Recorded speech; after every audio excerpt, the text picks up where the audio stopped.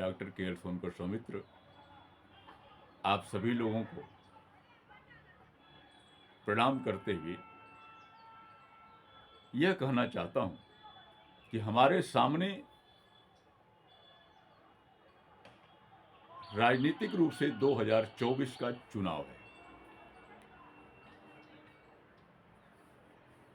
जो परिस्थितियां बन के आ रही हैं भारतीय लोकतंत्र में, जो देखने को मिल रहा है, जो सुनने को मिल रहा है, उससे हमें आपको पुनर्विचार करने के लिए बाध्य किया है। चुनाव में अभी 2-3 महीने का देर है, लेकिन सत्तारूढ़ जो दल है, हालांकि वह व्यक्तिवादी रवैये की तरफ बढ़ रहा है, लेकिन मैं उसे अभी सामूहिक ही मान रहा हूं। जितने रास्ते अपनाए जा रहे हैं वो कहां तक उचित है, आप इन सारी चीजों को देख रहे हैं। हालांकि राजनीति में सब कुछ अपनी पार्टी के फायदे के लिए उचित ही माना जाता है, लेकिन आप ध्यान से देखिए कि हमारा भारत जो वर्तमान में जो 1947 तक था, उसमें आपका वर्तमान भारत, जिसे आप हिंदुस्तान कहते हैं, हम तो अभी भारत ही बोलते हैं, पूर्वी पाकिस्तान, जिसे आज हम बांग्लादेश के रूप में जानते हैं, पश्चिमी पाकिस्तान, जिसे हम पाकिस्तान के रूप में जानते हैं, ये पूरा क्षेत्र भारत माना गया, जो 3 टुकड़ों में बट गया। कारण पर मैं नहीं जाऊंगा, लेकिन तीनों जगह फिलहाल लोकतंत्र का बोलबाला तो है ही, और इसमें भारत एक बहुत बड़ा तांत्रिक ताकत है। बांग्लादेश भी कमोवेश रहा है, लेकिन पाकिस्तान का जो स्थिति है वह उसका मॉडल अलग है।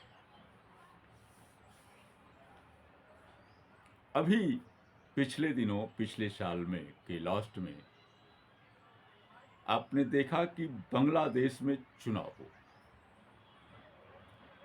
और चुनाव के समय वहां की जो वर्तमान प्रधानमंत्री हैं शेख हसीना जी, वो भारत में भी आई थी, उसके पहले भी कई बार आ चुकी हैं। आप चुनाव पर जरा दृष्टि डालिए वहां का कि कैसे चुनाव हुआ,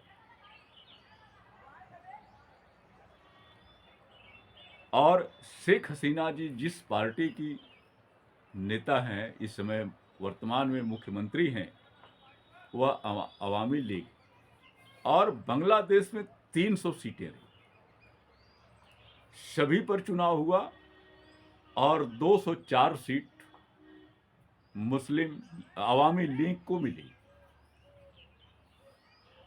और शेख हसीना जी पुनः प्रधानमंत्री हुए। आप जरा से उस पर थोड़ा सा नजर डालिए कि हुआ क्या, कौन सा ऐसा चमत्कार हो गया। चमत्कार हुआ वह भी विपक्ष के समस्त तेज तर्रार लोगों को, सबको जेल में डाल दिया गया। जहां तक मुझे याद है कि लगभग 80,000 लोग जो भी हो, आंकड़े हमारे गलत भी हो सकते हैं, सही भी हो सकते हैं। और मुझे जो याद है कि इतने सारे लोग को जेल में डाल दिया गया,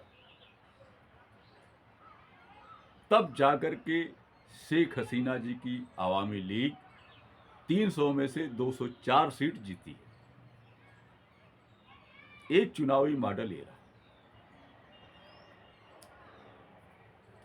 दूसरा, अभी आप पाकिस्तान में देखिए, चुनाव अभी हुआ है, प्रधानमंत्री कौन बनेगा अभी स्पष्ट नहीं है, क्योंकि वहां कोई पार्टी बहुमत में नहीं आई।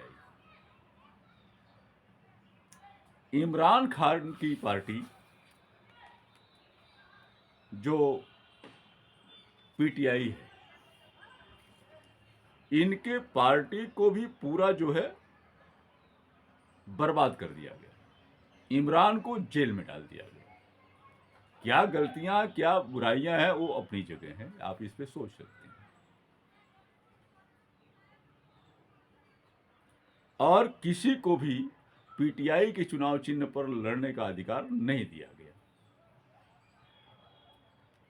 बावजूद इसके, ये देखिए, यह भी एक अच्छी बात आपको समझने की आवश्यकता है कि इमरान अन्य सभी दलों से अधिक सीटें जीते।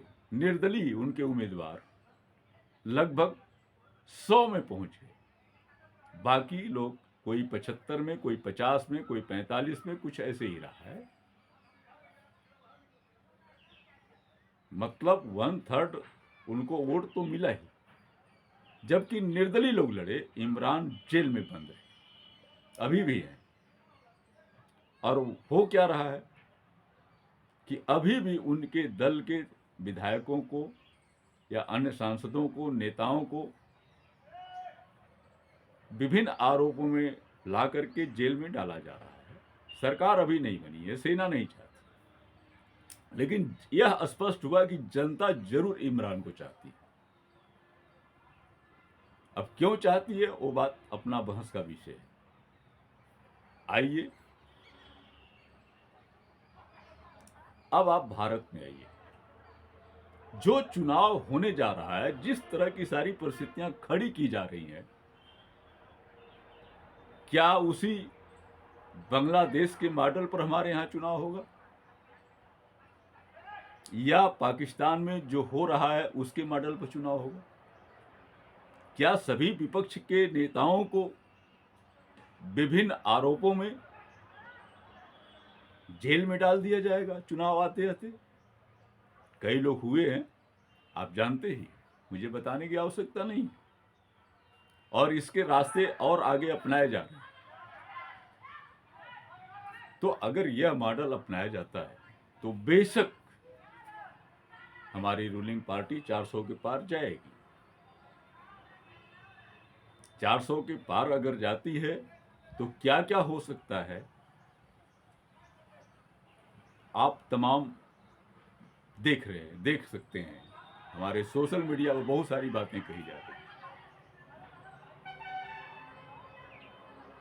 केंद्रीकृत मीडिया कुछ नहीं कहेगी, लेकिन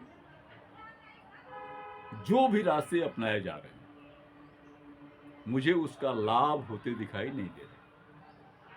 वह जो भी रास्ता अख्तियार किया जा रहा है, 10 दिन के अंदर, सप्ताह के अंदर, 15 दिन के अंदर वह सारा ध्वस्त हो जाता है। यहाँ के लोग लोकतंत्र में विश्वास करते हैं। यहाँ के मूल निवासी लोकतंत्र में विश्वास कर रहे हैं। यहाँ के 85% लोग लोकतंत्र में विश्वास करते हैं, और बच्चा बच्चा लोकतंत्र में विश्वास करता है। और जो भारतीय मॉडल है लोकतंत्र का, वह पूरी दुनिया में एक अनूठा है। लोग आज भी गांधी को मानने वाले ज्यादा हैं, अंबेडकर को मानने वाले हैं, बुद्ध को मानने वाले हैं, और यहाँ का लोकतंत्र का आधार भी वही है।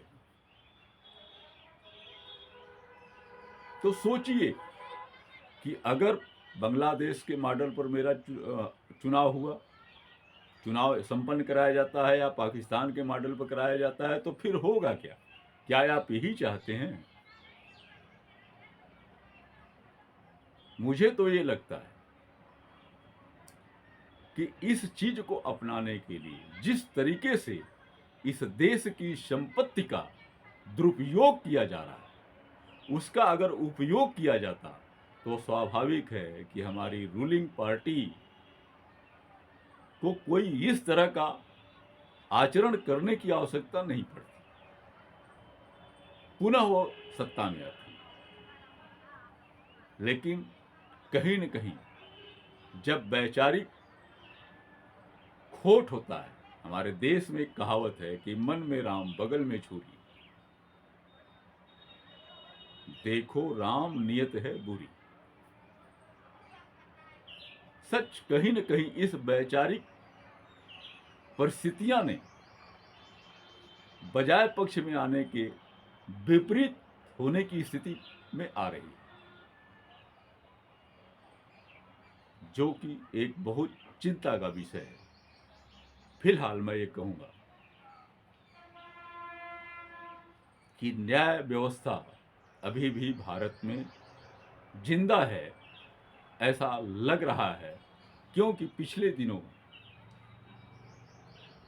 सुप्रीम कोर्ट ने से जो फैसला आया वह लोकतंत्र के बचाने के में मील का पत्थर साबित हो सकता है और होगा भी, और आने वाले समय में और भी हो सकता है कि कुछ निर्णय ऐसे आए ताकि हमारा लोकतंत्र जिंदा भी रहेगा और रहना भी चाहिए, ये यहाँ के जनहित में। लेकिन शमरत को नहीं दोष को सही, कुछ भी हो सकता है और सब कुछ हो भी रहा है। 2014 से 2022 के बीच में हमारे मुल्क में सिर्फ किसान जो वर्ग है उसमें से 1,04,74 किसानों ने आत्महत्या कर ली,